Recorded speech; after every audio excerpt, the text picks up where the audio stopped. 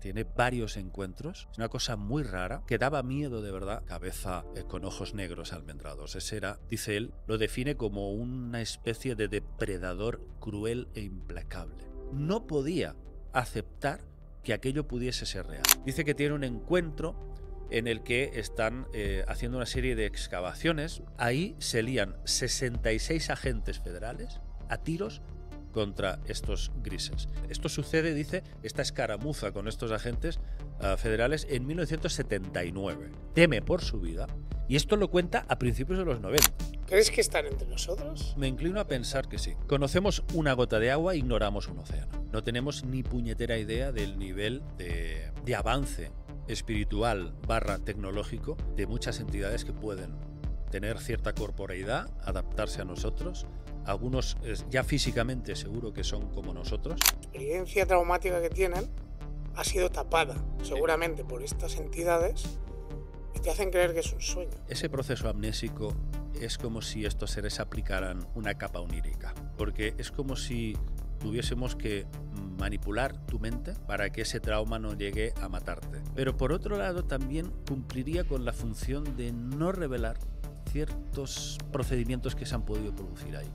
Porque el abducido siempre recuerda el principio y el final. Pero ¿qué pasa en el medio?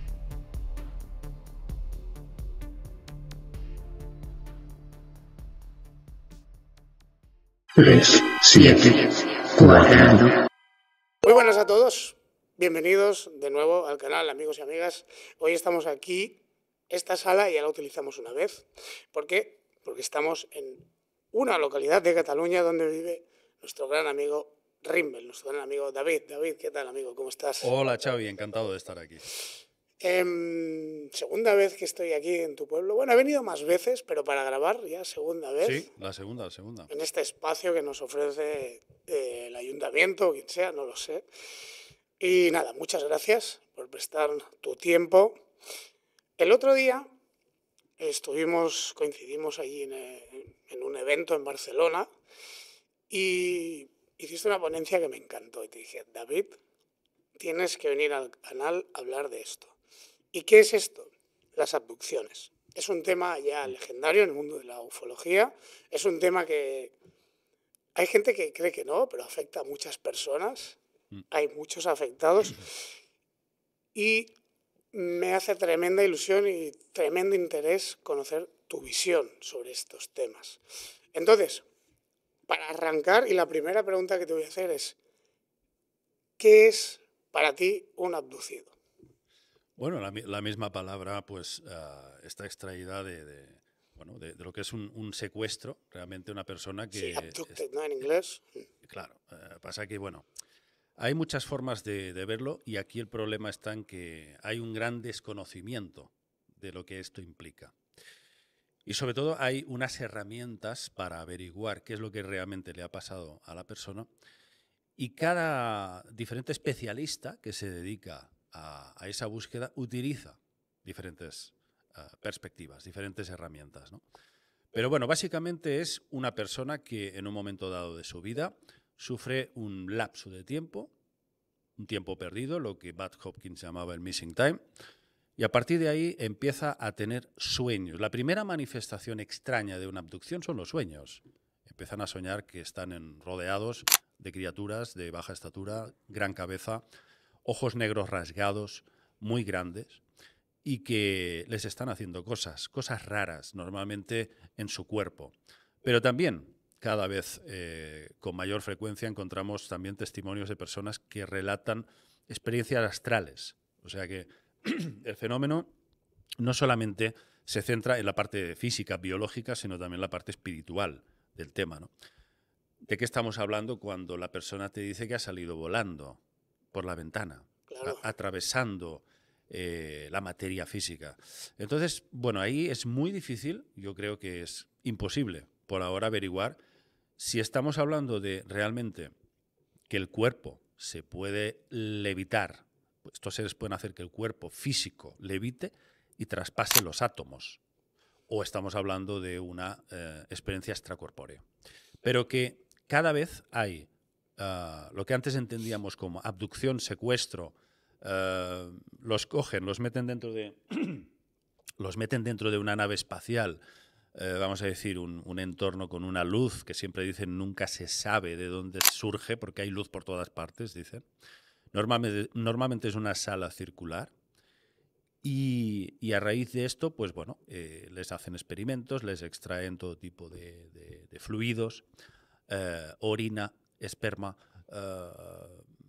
líquido cefalorraquídeo de la espina dorsal, todo tipo de sustancias, de sangre, etc. Para finalmente soltarlos. Normalmente los dejan en el mismo lugar donde los habían capturado. Pero claro, es lo que te digo, cada vez el fenómeno se está fusionando con una dimensión más espiritual. Es que, mira, eso es, creo que es un punto acertado. Fíjate, a mí, desde que tengo el canal, bueno, y tú ya ni me imagino, gente, seguro que te ha escrito mucha gente con problemas de este tipo.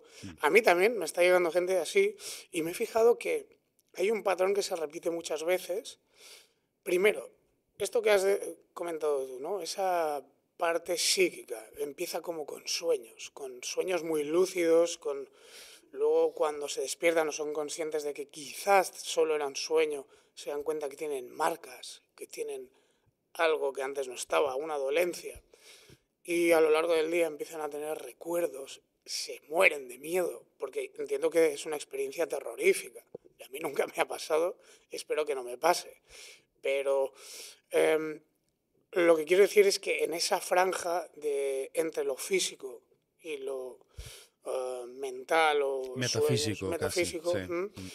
hay esas diferencias. Y a mí, no sé, me gustaría poder diferenciar por qué crees que todo empieza primero en un plano más mental y luego está el típico granjero de Wisconsin que dice que vio una luz y que de golpe bajaron unos seres y tienen un extraño encuentro, que de esos hay muchos también.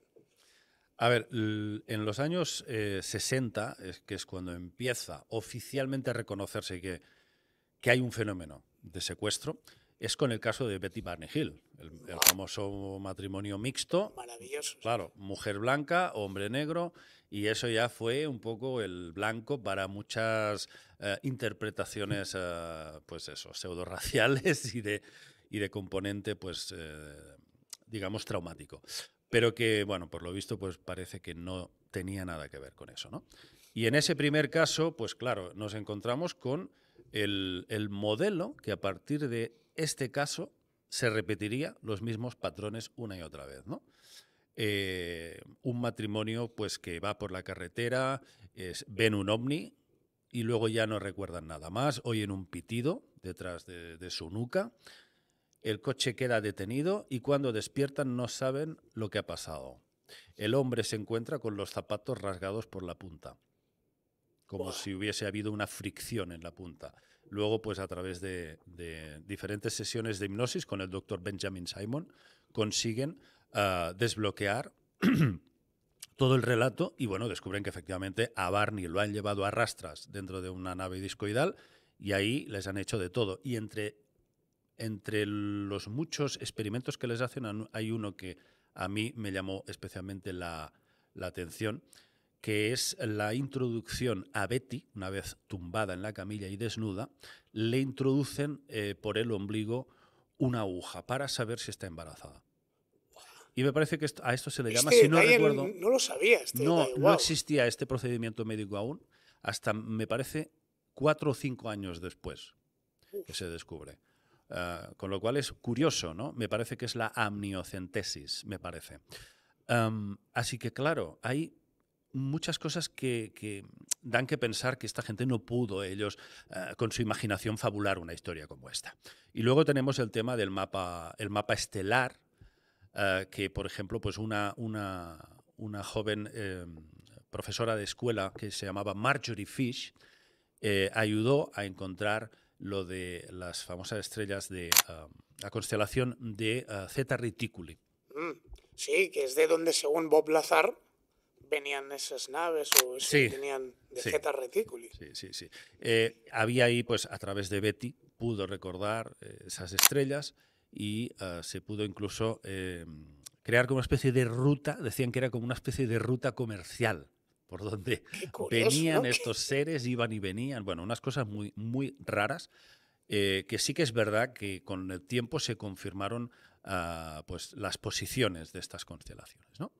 Bueno, el caso es que este suceso marca el inicio de todo lo que va a ser a partir de los 60 para acá, todos los casos de abducción. Pero fíjate que todos los casos que luego van apareciendo siempre suceden en carreteras, las personas van conduciendo y se encuentran con una nave o ven algo raro o sienten algo raro y de repente pierden la memoria. Y a partir de ahí se les hace la hipnosis y resulta que han sido secuestrados. Pero es que a partir de los años 80, con el caso de Whitley Strieber, el famoso escritor neoyorquino Mítico, sí. al cual tuve el honor de entrevistar, si quieres luego Wow. te contaré un Esto poco. que me acabas de dejar No alucinado lo habías ahora. visto, No lo sabía. Sí, sí, pues está publicada en mi canal, en Rimbel 35. Y Brutal. luego, si quieres, hablamos de Whitley, porque casi te puedo decir que es una de las personas que más me impresionó de todas las que he entrevistado a lo largo de mi vida, ¿no? Y a partir de Whitley Strieber, el relato se vuelve cada vez más difícil de interpretar por la vía física. ¿Por qué? Porque este hombre ya no sale ni de casa. Se encuentra a los seres en su habitación mientras está durmiendo. Bueno, de hecho, esto se refleja en las películas. Lo que se hizo a través de. Bueno, ¿no? Se hizo la mítica escena que se ve el gris dentro de la habitación de esta película, no sé si era de los 80 o así, Communion. Sí, sí, ya es la película basada en él. el caso de Whitley. Sí, claro, sí. Y entiendo que él en esa película plasma lo que se supone que vivió. Sí, pero yo hablé con él y me dijo que hay muchas cosas que la película no reúne los patrones exactos de cómo fue esa historia. Y él quedó muy descontento con la película y con el actor, Christopher Walken. Wow. Ese hombre que tiene una mirada que parece satánica, terrible. Da miedo.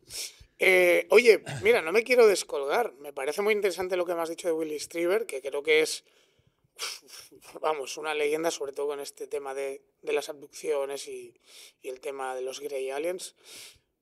¿Qué te dijo? ¿Qué te sorprendió tanto de él? Vale, vamos al tema de Whitley Strieber. Es que no me lo puedo saltar, es imposible. Sí, sí. No, a ver, yo lo conocí la noche antes cuando yo llegaba al hotel con mi equipaje para instalarme, para dar mi conferencia y todo eso, y estaba en la barra del bar.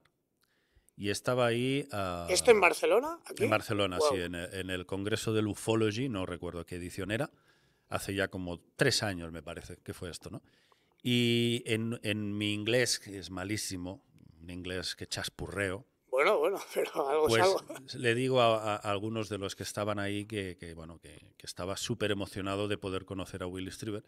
Y resulta que se da la vuelta y lo tenía ahí al lado, estaba a mi espalda. Y me dice, no, si es este. Y digo, hostia, Whitley Strieber, oh my God. Chaspurreando, claro, me puse súper nervioso porque como hablo... No te hace ilusión. Claro. Hablo fatal el inglés y luego y tengo lo típico.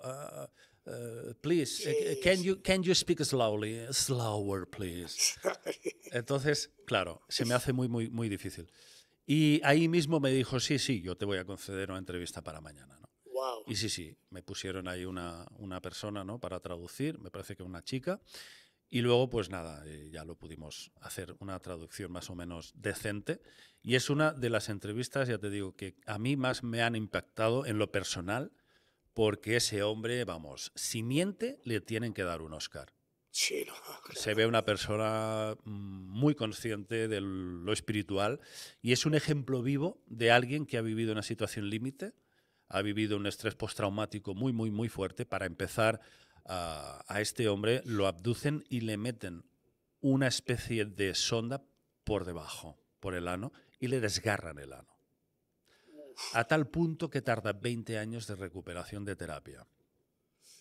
Es que es muy traumático. Él dice que es un dolor tan bestia que casi se desmaya, se desmaya del dolor, es una cosa...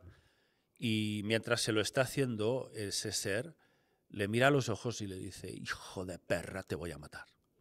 Esto le dijo Whitley al ser. Al ser le dice, hijo de perra, te voy a matar. Pero bueno, Pero él los perdona con los años. Él llega a perdonarlos, ¿no? él no te dice, no sabe o desconoce cuál puede ser el motivo de por qué le ocurrió esto. Él plantea muchas hipótesis y el pobre hombre, pues al principio, claro, son muchos años en los que él... esto sucede en 1985, hace ya 40 años de esta historia. Sí. Pero luego o sea, no es la única, tiene varias a lo largo de todos estos años, varios encuentros, y hay dos tipos de seres, los captores son dos tipos muy diferentes. Uno es ese ser tan delgado con ojos almendrados negros, tiene un color como amarillento, no es un gris típico, es una cosa muy rara, y ese ser dice que lo define como una especie de depredador cruel e implacable. Lo describe así. Pero hay unos enanos, pequeñitos, de gran cabeza achatada, sin cuello, que los llama los pequeños azules. Los pequeños azules dice que esos seres no tenían malicia. Eran como muy juguetones y lo levantaban, jugaban con él, lo levantaban, sí, físicamente, jugaban, daban palmadas, bueno, una cosa muy rara, muy rara. Y había una conexión telepática con ambos, ¿no? Pero el que daba miedo de verdad era el otro, el de la cabeza con ojos negros almendrados. Ese era, dice él, implacable.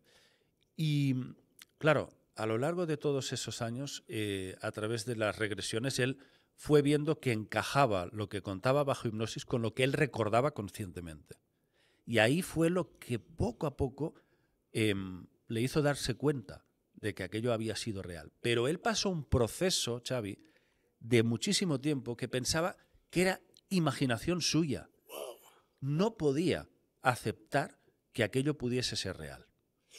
Y tuvo también mucho que ver el hecho de que ese mismo fin de semana donde se fueron a una casita que tenían a las afueras de Nueva York, que tenían precisamente para eso, para pasar las vacaciones. Pasar el fin de semana. O para pasar un fin de semana.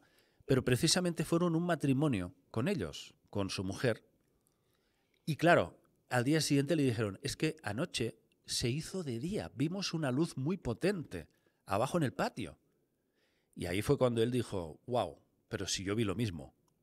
Hubo un fenómeno luminiscente muy grande, no recuerdo si fue antes o después, o durante esa experiencia en que a él lo abducen. El caso es que dice, caramba, si bien hay terceras personas, 2 personas más, que lo han visto, que lo han vivido, que ha pasado algo esta noche, pues no puede ser que sea una imaginación mía, una alucinación mía. Aquí está pasando algo. Pero él no lo acepta al principio.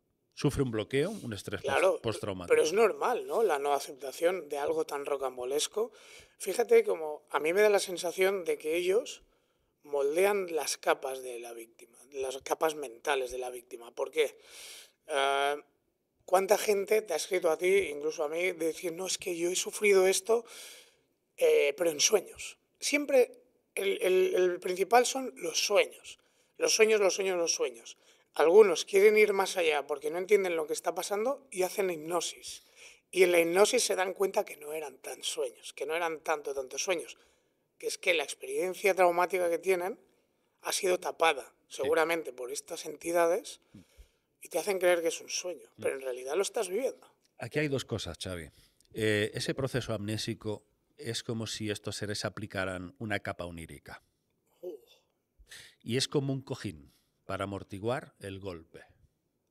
Porque es como si tuviésemos que manipular tu mente para que ese trauma no llegue a matarte. Correcto. Eso por un lado, parece como una amortiguación psíquica, ¿no? Pero por otro lado también cumpliría con la función de no revelar ciertos procedimientos que se han podido producir ahí. Porque el abducido siempre recuerda el principio y el final. Pero ¿qué pasa en el medio? ¿Y si en el medio está la parte más interesante del relato? Justamente esa parte es la que está más con más niebla, sí, más nebulosa. O sea que ahí está el misterio. Y hay una especie de bloqueo psíquico que impide incluso a los más avezados hipnólogos, descubrir, escarbar en esa parte. Pero cuidado con el tema de la hipnosis. Aquí ya entramos en un tema, no sé si me quieres preguntar algo No, antes, no, dilo. que creo que es fundamental, ¿no? Y es que hemos mitificado, es como que han descubierto pan con tomate. Sí, no, la Y panacea, ¿no? Sí, la sí. panacea. Y creo que aquí se ha mitificado mucho y tenemos que desmitificar un poquito el tema de la hipnosis porque no es un procedimiento 100% seguro. Yo he consultado a muchos que se dedican a esto, algunos son hipnólogos profesionales, otros son psiquiatras, otros son psicólogos, los he entrevistado y cada uno de ellos me ha dicho su experiencia personal. Hay algunos que llevan 40 años en esto. Y claro, no se puede uno fiar al 100% de una hipnosis. Porque bajo hipnosis una persona puede mentir más que en estado consciente. Claro, pero ¿no crees que depende del condicionante del hipnólogo? Es que ahí está. Tú lo has dicho. ¿Qué condicionante le pones? ¿Cómo preguntas a esa persona? Eso es muy delicado. Y ahí es donde yo, por supuesto, tengo más desconfianza. A tal punto que yo, para dar por verídico un caso, yo tendría que estar delante. Claro, mira. Yo tendría que estar delante viendo cómo el hipnólogo hace ese procedimiento. Totalmente. Mira, fíjate. Es más, ahora hace una semana Jordi Wild en el podcast dijo: pago 100.000 euros a quien me hipnotice de verdad. Y aún no ha salido nadie. El tío seguro que los pagaría. Pero bueno, la cuestión es, yo te voy a hacer esta pregunta, ¿no? Imagínate que soy el hipnólogo y no es lo mismo decir: ok, ¿cuándo te abdujeron? A decir: ¿cuál ha sido tu experiencia más traumática en toda tu vida? Ya ni siquiera traumática. Eso ya condiciona totalmente. Claro, yo es que ya cuando veo personas que dicen: Corrado Malanga, él ha descubierto la verdad.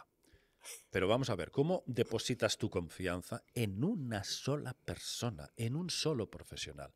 Tiene un bagaje académico importante, sí, es un profesor de química de la Universidad de Pisa, muy bien, fantástico, pero yo no voy a poner toda mi confianza en un señor que no conozco, que yo no sé este tipo qué pensamientos o qué ideologías tiene. Y sobre todo, desconozco completamente cómo hace esas hipnosis y cómo hace las preguntas. Porque es la mente bajo ese estado, es una sugestión que es un polvorín.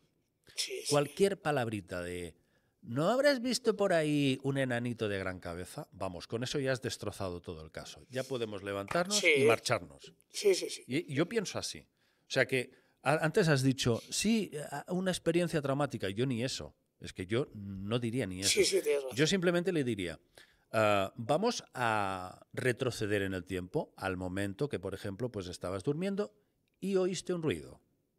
A partir de aquí, a ver qué es lo que cuenta. A ver qué me cuentas. Pero lo que no puede hacer nunca un hipnólogo es sugestionar de antemano al testigo. Porque por ahí es donde uno se puede meter por unos laberintos oníricos se empieza tremendos. a montar la película sola. Y tú le sigues preguntando sobre lo que te acaba de contar, bla, bla, bla, bla, bla, y ya tienes la película montada. Claro.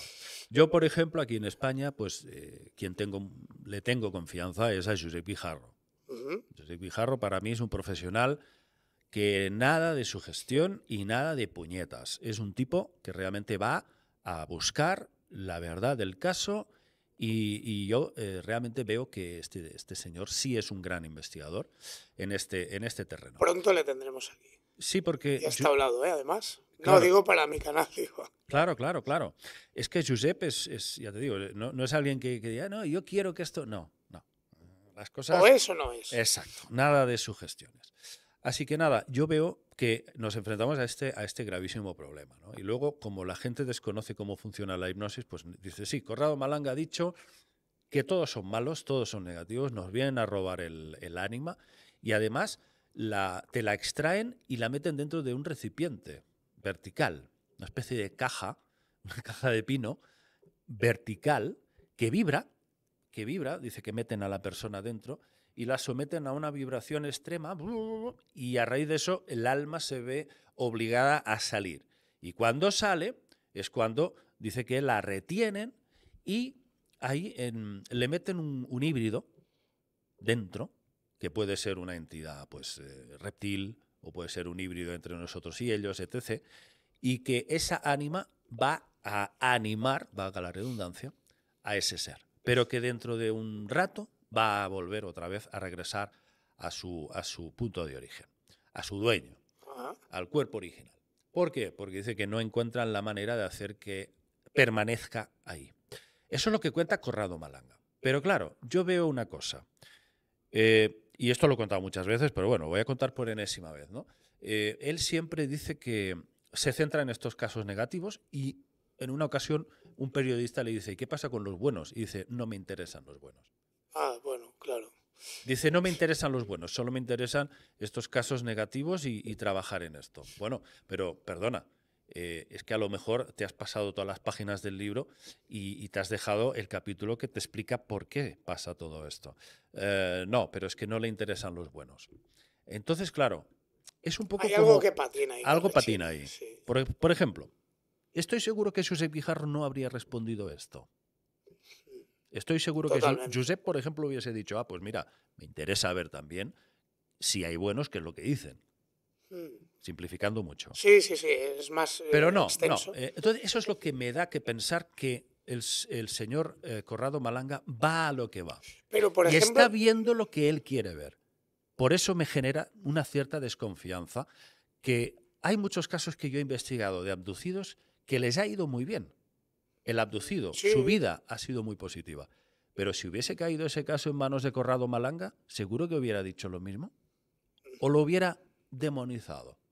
Porque según él, estos seres son demonios. No lo tengo tan claro, Xavi. en la antigüedad, ¿no? Quizás se consideraban demonios. O es que sus ideas están más arraigadas a lo antiguo, quizás. No lo sé. Porque, como esto se ha hablado por 1000 veces, la percepción de todos estos fenómenos, a medida que avanzan las sociedades, cambia. A tal punto cambia, Xavi, que Malanga dice que puede hablar con estos seres a través del abducido. Bueno, y Steven Greer, que los invocan y no sé qué, no lo has visto, pero yo lo que te quería preguntar, y si me ha parecido curioso, que Malanga hable de las vasijas del alma, y Bob Lazar, en esos supuestos archivos que encontró ahí en el... ¿Cómo era el Blue? ¿Cómo era este lugar en el área 51? El S4. El S4 dice que, aparte de hablar de Zeta Reticuli y todo esto, se hablaban de unas vasijas del alma. Y es, bueno, puede ser, no sé. Si no, si tú quieres, vas a ver paralelismos por todas partes. Sin parar, claro. Claro. Pero el tema es que Corrado Malanga es un investigador. Que puede tener razón en muchas cosas, yo no lo dudo. Pero de eso a decir, sí, este hombre tiene razón en todo. No, claro. Yo lo siento, pero no lo compro.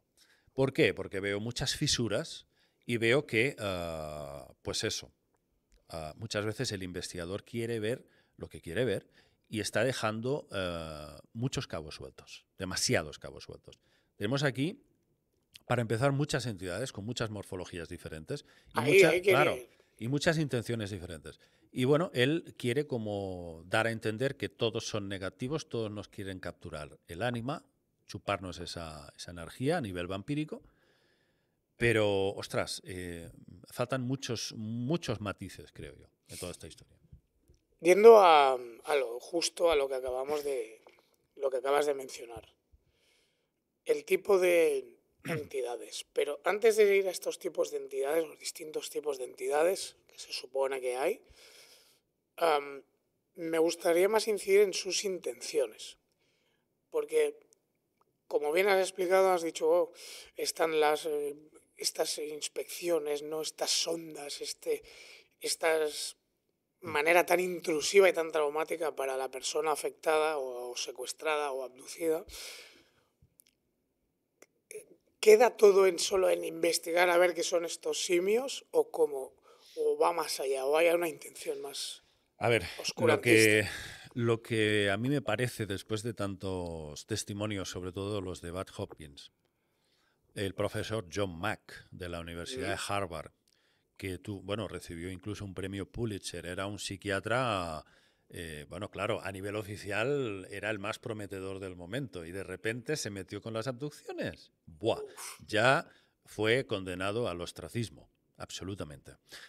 Pero bueno, aparte tenemos también el doctor David Jacobs, también súper, súper serio. Este señor me parece que es doctor en historia. Este hombre pues también habla de lo mismo que Bud Hopkins, ¿no? Y estos son para mí los pioneros, ¿no?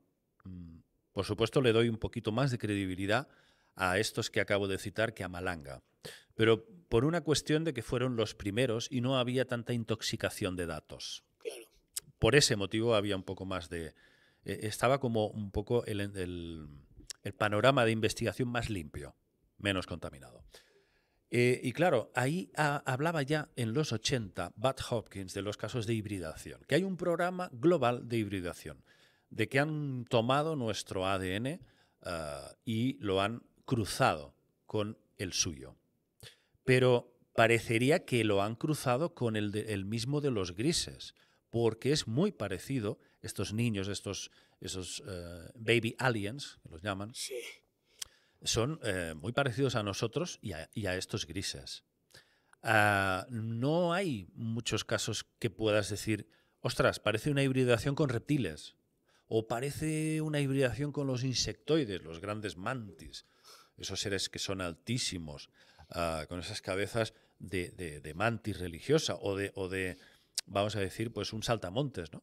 Pero lo parecen. Sí, sí, insectoides. Pues no, se parecen estos niños más a los grises.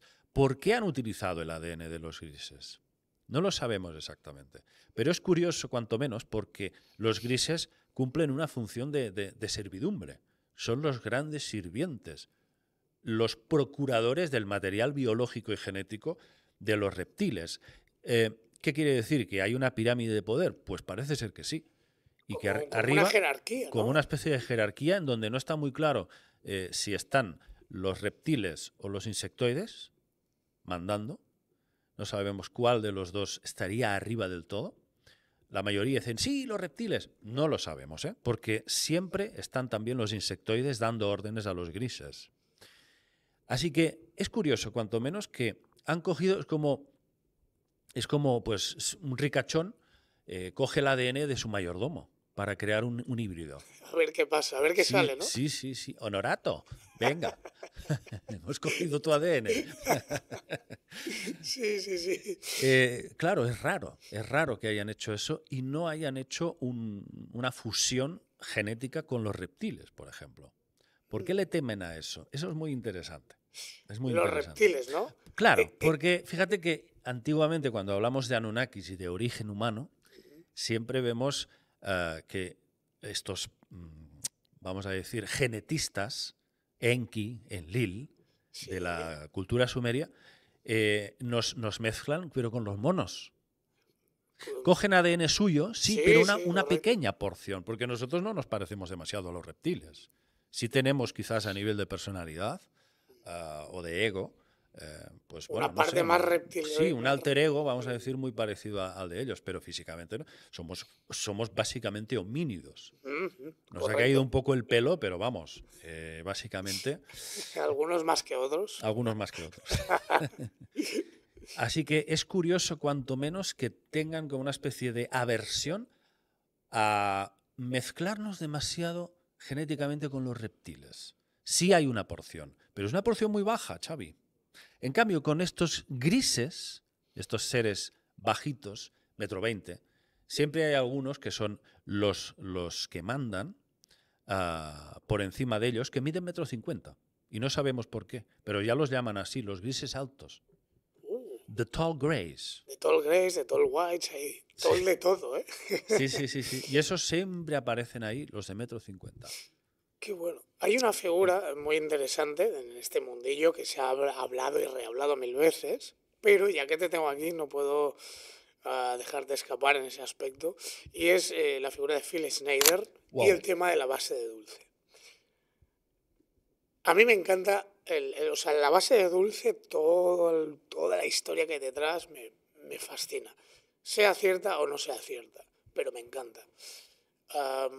Todo cómo está montado, todo cómo se explica. me gustaría saber qué opinas tú de lo que dijo Phil Snyder, si esas lesiones que él presentaba crees que son reales. Pues reales eran porque le faltaba una mano, pero... Dedos. Dedos. Claro, pero igual se las hizo el porche de su casa cerrando. Ahí cerrando en un garaje. Claro, o según él, le pegaron un tiro a los extraterrestres. Entonces, ¿qué opinas tú del tema de la base de Dulce y del testimonio de Phil Snyder? Y luego había otro, ¿no? Otro testimonio más rocambolesco. Philip Corso. Correcto, Philip Corso. Philip Corso también hablaba de algo muy parecido, pero también han intentado desacreditarlo mucho a Philip Corso. Muchísimo. Sí. Pero bueno, aparte de Philip Corso, para mí, el testimonio de Phil Snyder, que era un ingeniero de minas, es importantísimo en todo. Esto juega un papel muy importante. Lo que cuenta debería de tener muchísima cultura ufológica ese hombre para contar. Claro, es que eso es lo que me fascina del caso. Ahí está, principios de los años 90 hasta mediados de los 90, hace un ciclo de conferencias por todo Estados Unidos y finalmente lo encuentran muerto, en extrañas circunstancias. Tenía una 9 milímetros en un cajón y resulta que se suicidó ahorcándose él mismo. Esto es una auténtica locura, absolutamente, ¿no? Este hombre bueno, no voy a utilizar la palabra, le hicieron mucha pupa antes de fallecer. Vamos a dejarlo así porque ya sabes cómo está. Bueno, sí. El tema. Con lo cual... Pero bueno, para la gente que no sepa qué es la base de Dulce y todo esto, para ponernos en contexto un poco. Otra vez estamos en Nuevo México. Es que ese lugar que tiene, macho. Ahí está el cazabombarderos 509 de Roswell y esta base de Dulce, que ahí viven varias colonias de indios, no recuerdo ahora quién, si eran Cherokees o Hopi, no recuerdo exactamente quién, que ya hablaban y siguen hoy testificando de avistamientos y fenómenos extraños y desaparición de reses. Mucho ganado desaparecido en esa zona de la base de Dulce. Pero ahí Phil Snyder hablaba me parece, hasta 7 pisos para abajo. Una base subterránea en la que hacen de todo. Experimentos de todo tipo con unas jaulas, con unos bichos enormes en forma de humanoides con alas de murciélago. Cruces de seres humanos con criaturas animalescas. Hombres simios, bueno, de todo. Y sobre todo, híbridos con alienígenas. Eso es lo que cuenta Phil Snyder. Pero es que luego está el testimonio de una civil, una mujer llamada Krista Tilton, que cuenta exactamente lo mismo. En la misma zona. Claro, en la misma base de Dulce, bajando plantas para abajo también, abducían personas y las llevaban ahí a hacer experimentos. Y una de estas personas fue Krista Tilton, que contaba exactamente lo mismo, todo tipo de experiencias. Pero es que además Phil Snyder dice que tiene un encuentro en el que están haciendo una serie de excavaciones, prospecciones, desentierran un agujero y de ese agujero sale un vapor nauseabundo que empiezan a vomitar y algunos se desmayan. Es un horror de peste que supuestamente se asocia a los grises. Los grises huelen fatal. Fatal. Sí, eso se dice. Pero cuando encuentran un nido de grises bajo tierra, se suelta esos vapores nauseabundos y ahí se lía un Cristo. Ahí se lían 66 agentes federales a tiros contra estos grises. Que estos grises emplean un arma, una especie de arma láser de plasma, que los neutraliza en cuestión de segundos. Quedan abiertos, dice, abiertos como pescados, decía. Como abrir un pescado. ¡Plap! Quedaban todos reventados. Y él recibió uno de esos disparos. El mismo Phil Snyder se le llevó 2 o 3 dedos, no sé si eran 2 o 3 de esta mano, y luego recibe también aquí, él lo enseña en las conferencias, sí. Se arría toda la ropa y se ve todo esto, una cicatriz tremenda, todo el abdomen. Y bueno, claro, dice que todos mueren, menos él. Se sube al montacargas en el último segundo, ¡plac!, le meten y el tío sube y el otro que estaba ahí también fallece, me parece. Hay algunas versiones que me parece que dicen que sobreviven 2, otras que dicen que solo sobrevive Phil.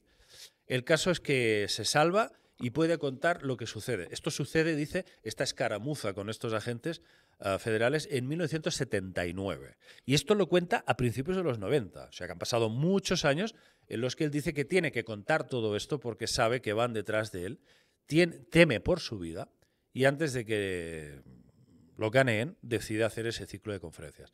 Denuncia que hay un pacto entre el gobierno de Estados Unidos con estas razas, con estos grises. Y que debajo, no de Dulce, no, de todo Estados Unidos, hay unas ciudades subterráneas que funcionan con unos trenes eléctricos que se desplazan. Y están conectados, Están ¿no? conectados Sí, sí. todas estas bases. Y que están preparando un reseteo global.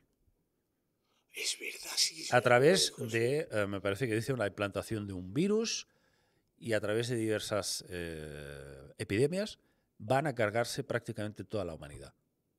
Que están preparando eso. Eso es lo que dice Phil Snyder. Años 90. Años 90. Y bueno, mira, del Que- 2020 para acá todo lo que ha ido pasando. Que todo está relacionado con un nuevo orden mundial. Y que están pactados ya con estas entidades. Ahora, el fondo de todo esto no lo sabe Phil Snyder ni lo sabe nadie. Claro. No sabemos qué es lo que están preparando. Y tampoco sabemos si todos los seres están en el ajo. Porque aquí es el gran problema de meter en el mismo saco a todas las entidades. Hay muchas entidades, hay sobre todo los nórdicos, que se habla poquísimo de ellos. Sí, también. pasamos a entidades, sí, me parece interesante. Nórdicos, grises, reptilianos, bueno, toda esta amalgama de seres que todo el mundo habla, andromedanos, no sé qué. Esto de los andromedanos era muy de Alex Collier, que decía Sí. que él estuvo allí en no sé qué planeta con los andromedanos. No sé qué opinión tendrás de Alex Collier. Bueno, yo Alex Collier lo seguí muchísimo. Yo me enganché mucho a sus vídeos, ¿eh? Sí, sí. A principios de época. los 2000 Sí, sí, sí. estábamos con una novia que yo tenía en esa época. Estábamos constantemente viendo todos los comunicados que daba Alex Collier. Y bueno, con los años he llegado a la conclusión de que muy probablemente este señor estuviese diciendo la verdad en muchos puntos En algunos aspectos, de su ¿no? experiencia, pero luego hay unas flipadas Claro. que de verdad me parece alucinante. El mundo del contactismo yo creo que se mezcla injustamente con el mundo de la Del abducción. abducido, sí. La abducción siempre es más seria, es más involuntaria, la persona no quiere ese contacto, le obligan. El contactado es diferente. Es que hay una línea muy delgada que te transforma el fenómeno de algo muy interesante y terrorífico a algo que se puede llegar a ridiculizar al instante solo por la manera de contarlo, ¿no? O el contactado lanza ese mensaje tan mesiánico, tan no sé qué. En el momento que ese contactado ya lo ves hacer no sé qué conferencias a cambio de dinero, se acabó. Para mí eso se acabó. ¿Sabes lo que pasa, Xavi? Que normalmente Y eso mancha el fenómeno, ¿eh? tú no puedes extrapolar de un contacto supuestamente personal que tú puedas tener con una entidad, extrapolarlo a un nivel global. Claro. Que te vayan contando mensajitos, porque esto ya se vio en los años 50 y 60, con personajes como George Adamski, por ejemplo, Daniel Fry, Ruth Norman y muchos otros, que contaban pues contactos con venusinos, que venían de Venus, luego algunos venían de Mercurio, otros venían de Júpiter, y luego poco a poco, ya a partir de los 80, ya no venían de planetas, ya venían directamente de constelaciones. O sea que se ha ido como readaptando a los nuevos tiempos el fenómeno. Pero que aquí hay una flipada impresionante, que hay una sugestión impresionante con estas personas. Y no digo con esto que estén mintiendo en todo, ¿eh? Lo que estoy diciendo es que de algo así que han podido vivir o ver, han hecho todo un mundo. Eso es lo que yo pienso. Entonces, bueno, yo no digo que Alex Collier sea un farsante, ni mucho menos. Pero que de algo que haya podido vivir así, hablaba de Visayu, me parece. Visayu, sí, es verdad, que era un ser muy inteligente. Me parece que eran como azulados. Sí, azulados. Sí. Que se murió, uno se murió, y bueno, unas cosas muy que era extrañas. como muy sabio, era como mayor, y era el que le llevó allí y le explicó cómo iba. Pero mira, su sociedad. Todo, si te fijas, siempre es lo mismo. Si intentas extrapolar una experiencia personal que tú hayas podido tener con una entidad y lo intentas traspasar al mundo, mensajes mesiánicos, el mundo va a pasar esto, acontecimiento en 2040, no sé qué, porque la humanidad va a pasar, se queda siempre en nada. En nada, sí. ¿Qué quiere decir eso? Que donde digo Diego, a nivel global, pero la experiencia al fin y al cabo solo puede servir para uno mismo. Es personal e intransferible, es para ti. 100%. Es para ti. Y si tú sales aquí a contar esa experiencia, mejor que si te han dicho algo a nivel global, no lo cuentes. Cállate. Sí, sí. Porque es que se va a liar ahí un Cristo y luego... Y te van a ridiculizar. Eso también. Eso Y es también. muy triste porque hay Así gente... que normalmente el tema del contactismo no sirve para nada. A nivel sociológico, a nivel de querer dar una predicción o cualquier cosa. Sí, no, Porque completamente de acuerdo. a la experiencia me remito. Siempre ha acabado siendo todo sugestión. Como dije eso, ahora tengo que decir lo otro. Ya creo que me estoy inventando y llega un momento que ya no sé si lo que he dicho es real o no. O sea, de psiquiatra, carne de psiquiatra. Con lo cual, a no ser que consigamos testimonios fidedignos, Eso fidedignos, que ocasionalmente esa persona ha visto o ha tocado o le ha pasado algo, pero no sabe nada más. Pero cuando te viene un contactado y te dice, no, porque a mí me han dicho que yo vine de la quinta dimensión y me reencarné y no sé qué, y Mira, lo sabe todo, lo sabe todo. A mí me han escrito contactados para venir al podcast. Les he dicho que no, porque yo no creo en el contactado.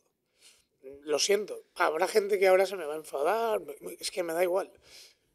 No creo en esos mensajes mesiánicos porque creo que nacen más del ego que de una experiencia real. Muy bien, Xavi. Es a lo que quería ir, ¿no? Ahí ya surge un conflicto con el ego. El ego le dice a la imaginación, ponte a trabajar. Venga, va. Y ya Que eso no... quiero que me vean, que me escuchen, que me paguen. Exacto. A todo esto tampoco quiero decir que todo el mundo que dice ser contactado sea un estafador, no. Pero sí que entra más un tema de ego, más rocambolesco. Dicho esto, si te das cuenta, todo lo que hemos hablado son temas de los 70, 80, 60, 90, 50, porque al final son los casos míticos y tal, y las abducciones míticas. Ahora, desde hace nada, es igual, echa la mirada 10 años atrás. No hay casos tan sonados. ¿Qué pasa? Ya no está pasando, la gente al haber redes sociales no se queda miedo a contarlo. ¿Qué está pasando? Ya no se abduce a gente. Y por otro lado, el tema del Age of Disclosure y todo lo que este documental que han sacado ahora, todo el tema de los drones, todos estos objetos que se ven entrando dentro del agua.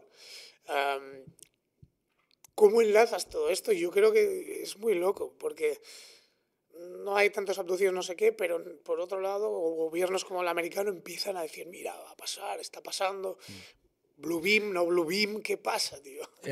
Bueno, es muy difícil responder a Sí, tu pregunta porque yo soy el primero que me pregunto lo mismo. Es que es ¿Qué está terrible. pasando con la desaparición de los fenómenos clásicos, ¿no? Porque ya no solo aparecen muy pocos casos de abducción, sino que apenas aparecen casos de humanoides. ¿Te acuerdas de los años 50, 60? Que se topaban con entidades que bajaban del disco, ¿qué tal? Todo esto, El clásico ya de... casi no hay nada. ¿Dónde está todo eso? El Serdim Jardi, el clásico de los Ostras, clásicos de Finlandia. ¿Qué ha pasado con eso? Ya no pasa. ¿Por qué crees que no pasa? Esas oleadas, la oleada del 54 en Francia, que casi cada día, no un caso, varios casos a diario. Sí. Y situaciones absurdas, ¿no?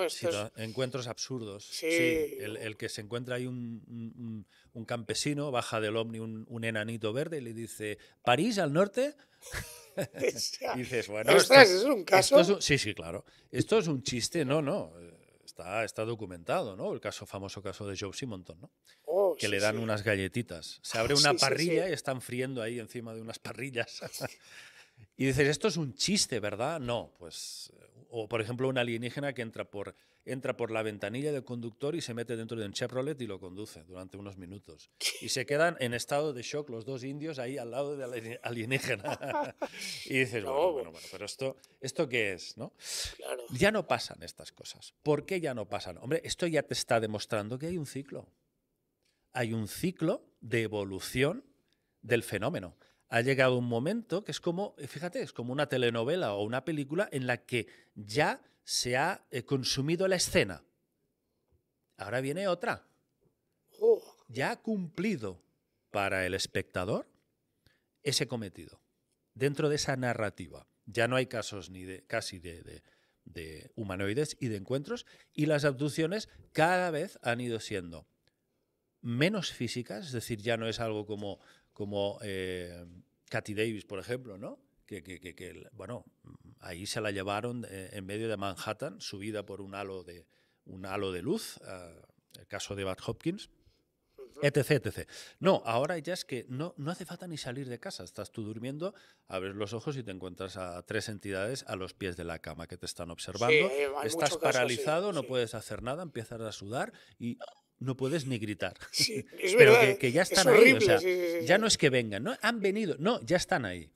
Así que el fenómeno es como que se va adaptando a las nuevas tendencias de la sociedad. Y ahora estamos en un momento en que a nivel institucional coge el relevo los mismos gobiernos, el mismo sistema y dice, ahora vamos a contar aquí Un montón de un cosas. montón de cosas. Vamos a contar verdades y mentiras, un poquito a medias tintas. Claro. Pero, claro, aquí se está abriendo todo. Todas las instituciones científicas, ya no es tanto tabú, ya no es tanto estigma hablar de ovnis. Pero ¿no te parece genial eso? A mí me parece bien. Sí, pero les va bien a los de arriba. La misma élite quiere, a partir de esto, quizás vendernos algún tipo de historia de falsa invasión alienígena. Bluebeam. Pero bueno, no lo sabemos porque de momento una activación oficial no tenemos. Porque están yendo las cosas, por un lado, muy deprisa en cuanto a testimonios de pilotos y de almirantes Sí, no. y de oficiales de... Y mira todo el rememorio que está viendo con el 3i Atlas. Sí, Que tal, que bueno, que no es un cometa, que sí, que no. Vale, si nos vamos a los 80, el Halley también era mítico, el cometa Halley, no sé si te acuerdas que se hablaba sí. que iba a pasar, se han hecho canciones y todo del cometa Halley. Entonces, no sé, sí, fíjate, mira, fíjate, has visto ya la 5ª temporada de Stranger Things. Los 4 primeros capítulos. Vale. Sí. Estoy esperando a que salgan. ¿No te has fijado que hay una escena que en el salpicadero de la furgoneta hay una pegatina del cometa Halley? No. Yo sí que me he fijado, es súper, súper guapo, porque Es además que, era esa época. Claro, los hermanos Duffer no se dejan ningún detalle de los 80. ¿Eh? Son buenos, ¿eh? Sí, muy buenos. Bueno, para ir concluyendo un poco, dicho esto, fenómeno de abducción, ¿crees que están entre nosotros? Esta pregunta es muy abierta, pero divaga porque... Obligada, ¿no? Sí, obligada, pero muy, muy abierta. O sea, está, bueno, ¿crees que están entre nosotros? ¿Crees que no? ¿Crees que es...? Me inclino a pensar que sí. Me inclino a pensar que sí, porque ignoramos, es decir, conocemos una gota de agua, ignoramos un océano. Con esto te lo he dicho todo. No tenemos ni puñetera idea del nivel de avance espiritual / tecnológico de muchas entidades que pueden tener cierta corporeidad, adaptarse a nosotros. Algunos ya físicamente seguro que son como nosotros. Los de tipo nórdico son descritos casi sin ninguna diferencia. Son muy altos, muy rubios, Sí. ojos azules. Pero hay algunos que ni siquiera los puedes ni siquiera detectar por eso. Son hombres y mujeres normales y corrientes.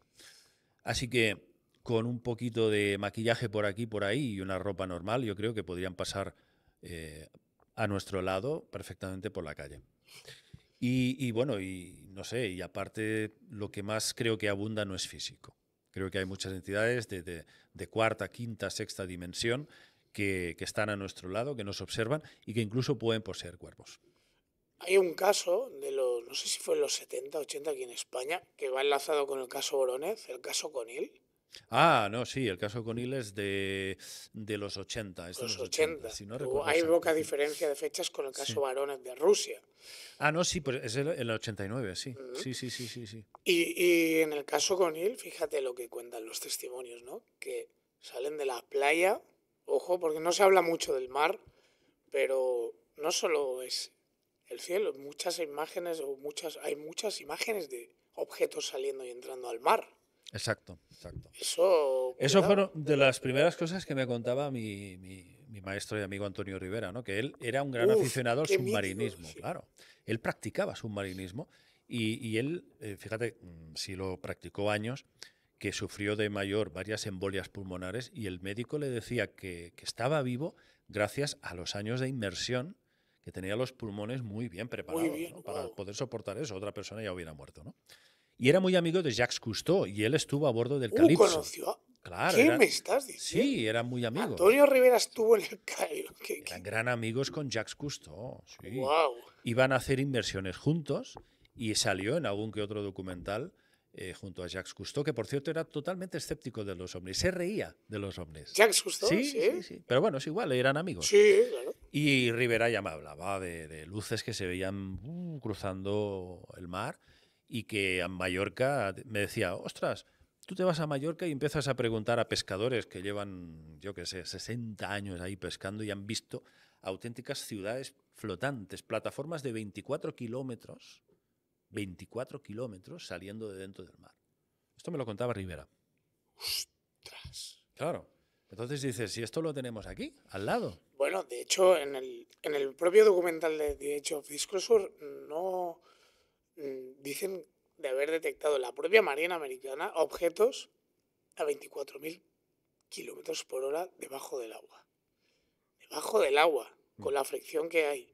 Objetos de 500 metros de tamaño, bueno, enormes, desplazándose por ahí abajo. Y hay una cosa muy fuerte que he escuchado últimamente, Xavi.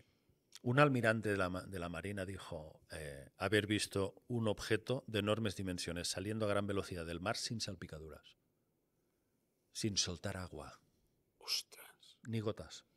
¿Cómo puede ser eso? Claro, por eso se llaman los transmedia, objetos transmedia. Da igual que vayan por el aire, por bajo tierra o bajo el mar. No hay fricción, no hay resistencia. Hay testimonios de la Marina española, testimonios y almirantes y tal, ver un objeto, esto me lo explicó Miguel Pedrero, ver un objeto entrar a toda velocidad en el agua, en el mar, pasar por debajo del barco y verlo salir por el otro lado, pero a toda velocidad. Sí, sí, sí, sí. ¿Qué son? ¿Qué es eso, tío? Es que quien no lo sabe. Es que nadie. claro, por eso dicen, no, si están aquí, no sé qué. No, si es que no están en ningún otro lado que aquí mismo. Claro. Pasa que la gente pues les han metido en la cabeza que vienen del espacio y quieren que veamos el espacio como algo físico, como punto de origen de todo. Pero ¿qué pasa si ya está aquí? Y todo sea frecuencia y energía. Se abren esas puertas, pero solo ellos saben cómo. Bueno, es que es el tema de nunca acabar, David. Es tremendo. El fenómeno ovni es la madre de todos los fenómenos extraños. Hay mucha gente que ya los enlaza con tema paranormal, pero bueno, no me quiero enrollar más con eso. Quiero despedirme de ti, David, pero me gustaría que, no a nivel personal, pero ¿cómo estás? ¿Cómo te encuentras? ¿Cómo te va con tu trabajo? Me hace ilusión hacer esta pregunta porque te conozco a nivel personal, pero creo que la gente a veces va muy a saco con el tema. También hay una persona detrás de todo eso y me hace ilusión pues saber cómo está David, cómo te va todo, cómo estás. Bueno, no muy bien. Oh, no Sinceramente, porque bueno, las políticas de la plataforma han cambiado y lógicamente pues, hablas bueno, claro, no se juega muy limpio, no se juega muy limpio hoy en día a nivel de los vídeos y todo eso. Pero bueno, es lo que hay. ¿Crees que es por de las temáticas que tocas? Sí, sí, estoy convencido que ¿Sí? hay mucha censura con muchos temas, sobre todo tema tierra recta. ¿Sí? ¿Pero por qué crees que hay tanta censura con la tierra recta? Bueno, porque no interesa, lógicamente, que la gente pues cuestione el modelo oficial. A ellos eso les desmontas de chiringuito. Entonces, no pueden consentir que se hable de esta cuestión, sea verdad o no, de que haya disidencia. Ellos quieren que bueno, realmente pues haya la masa, la creencia, la masa, pero no quieren que el individuo piense por sí mismo, porque eso desbarata completamente el sistema de control planes, ¿no? de todas las mentes humanas.